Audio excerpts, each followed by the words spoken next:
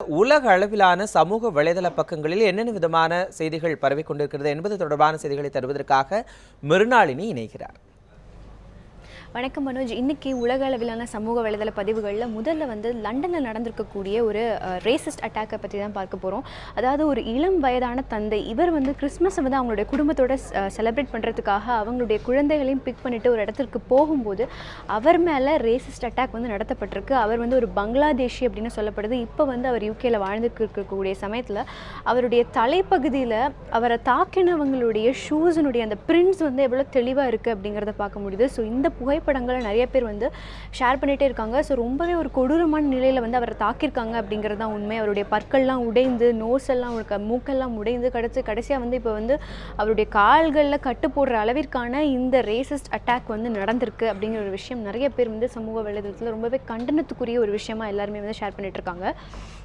அடுத்ததாக ரொம்ப பிரபலமான ஒரு நியூஸ் சேனலில் பிஜேபியை சார்ந்த ஜெனரல் செக்ரட்டரி ராம் மாதவ் ஒரு ஆங்கரோட ஒரு இன்டர்வியூவில் இருக்கார். ஸோ அந்த ஆங்கர்கிட்ட அவர் பேசும்போது ராம் மாதவ் என்ன சொல்லியிருக்காருன்னா, நாங்கள் காஷ்மீரை பார்த்துக்குறோம், நீங்கள் உங்களோட ஐஎஸ்ஐஎஸ்ஸை பார்த்துக்கோங்க அப்படிங்கிற மாதிரி யுவர் ஐஎஸ்ஐஎஸ் அப்படின்ட்டு அந்த ஆங்கர் பண்ணிக்கிட்டு இருந்த ஒரு முஸ்லீம் ஆங்கர் கிட்ட இவர் இந்த வார்த்தையை விட்டுருக்கிறது ரொம்பவே ஒரு சர்ச்சைக்குரிய விஷயமா கருதப்படுது. ஸோ அந்த முஸ்லீம் ஆங்கர் அவர் தெளிவாக அவருடைய ட்விட்டர் பக்கத்தில் மேதி ஹாசன் போட்டிருக்காரு. என்ன அப்படின்னா, the moment my latest AJ head-to-head guest, the BJP General Secretary referred to me as ISIS with the line your ISIS. So இது உங்களுடைய ஐஎஸ்ஐஎஸை நீங்கள் பார்த்துக்கோங்க அப்படின்னு சொல்லிட்டு ரொம்ப தெளிவாக அவர் ஸ்ட்ரெஸ் பண்ணி காமிச்சிருக்காரு. ஸோ இதற்கு எந்த விதமான மன்னிப்பும் கூட ராம் மாதவ் கேட்கல அப்படின்னு அவருடைய பக்கத்தில் தெளிவாக குறிப்பிட்டிருக்காரு. ஸோ இதுவும் நிறைய பேரால் இப்போ இந்த விஷயம் பகிரப்பட்டுருக்கு.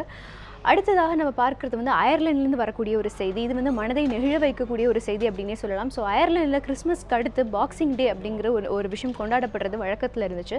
ஸோ இந்த பாக்ஸிங் டே அப்படின்னு அன்னைக்கு இந்த குழந்தை 7 வயது இந்த குழந்தை இறந்திருக்கு. ஸோ இந்த குழந்தை இறக்கும்போது அவங்களுடைய அம்மா அண்ட் அவங்களுடைய அப்பா இவங்க 2 பேரும் இந்த குழந்தைக்கு see you later alligator அப்படிங்கிற ஒரு வார்த்தையை சொல்லி இந்த குழந்தையை ஆக்சுவலாக அந்த இருக்கிற தருணத்தில் இந்த வார்த்தையை சொல்லியிருக்காங்க. ஸோ அவங்களுடைய வார்த்தைகளை கேட்டுகிட்டே இந்த குழந்தை இறந்துருச்சு அப்படின்னே சொல்லலாம். ஸோ இதை ட்விட்டரில் அந்த வாக்கியத்தை நிறைய பேர் ட்ரெண்ட் பண்ணிகிட்டே இருக்காங்க, எல்லாருமே பார்த்துட்டே இருக்காங்க அப்படின்னு தான் சொல்லணும். ஸோ எப்போவுமே ஸ்கூலுக்கு அனுப்பும்போது அவங்க அம்மாவும் அப்பாவும் இந்த ஒரு வாக்கியத்தை சொல்லி ஸ்கூலுக்கு அனுப்புவாங்க அப்படிங்கிறது வழக்கம். ஸோ இப்போ நம்ம இருக்கிற தருணத்துலேயும் இந்த ஒரு வாக்கியத்தை சொல்லிட்டு ரொம்பவே பாசிட்டிவாக அவங்க என் பண்ணியிருக்காங்க அப்படிங்கிற மாதிரி நிறைய பேர் இது நிறைய பேர் ஷேர் பண்ணிட்டு இருக்காங்க அப்படின்னு தான் சொல்லணும். இப்போது அடுத்ததாக இன்னொரு விஷயம் நம்ம பார்த்துட்டு இருக்கக்கூடியது இந்த ஒரு சிற்பம். அதாவது 2ஆம் உலகப் போரில் கொரிய நாட்டை சேர்ந்த பெண்கள் ஜப்பானிய மிலிட்ரியினால் அதிக அளவில் பாலியல் தொழிலில் ஈடுபடுத்தப்பட்டாங்க அப்படிங்கிற ஒரு செய்தி நம்ம எல்லாருக்குமே தெரிந்த விஷயமா இருக்கும். ஸோ அந்த பெண்களுக்கெல்லாம் இப்போது வயதான அந்த பெண்களுடைய வாழ்வாதாரத்தை உயர்த்தவும் அதற்கு ஏதாவது ஒரு தீர்வு வேண்டும் அப்படின்னு காமிக்கிற மாதிரியான இந்த சிற்பம் இப்போ ஜப்பானில் வடிவமைச்சிருக்காங்க. ஸோ இதை நிறைய பேர் பார்த்துட்டே இருக்காங்க.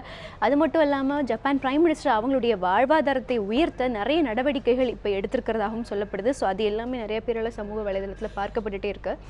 அடுத்ததாக நம்ம பார்க்குறது ஒரு கார்ட்டூன் அப்படின்னே சொல்லலாம். இந்த கார்ட்டூன் இப்போ தெளிவாக என்ன காட்டுது அப்படின்னா, உலகமெங்கும் மதம் அப்படிங்கிற ஒரு காரணத்தினால மக்கள்லாம் அடிச்சுட்டு செத்துட்டு இருக்காங்க. ஸோ ஆனால் அது எங்கேருந்து ஆரம்பிச்சது, யாருடைய கடவுள் அமைதியை பரப்புகிறாங்க, யாருடைய கடவுள் அதிகமாக மன்னிக்கிறாங்க இப்படிங்கிற மாதிரி ஒரு போட்டியில் அமைதியை தேடி நம்ம ஆரம்பித்த ஒரு போட்டி கடைசியாக இப்படி ஒரு கலவரத்தில் முடிஞ்சிருக்கு அப்படிங்கிற காட்டுற மாதிரி இந்த கார்ட்டூனும் நிறைய பேரால் இந்த தருணத்தில் பகிரப்பட்டு இருக்கு. ஸோ இந்த மாதிரி சில விஷயங்கள் தான் உலக அளவிலான செய்திகளாக எல்லாருடைய கவனத்தையும் ஈர்த்திருக்கு. மனோஜ்.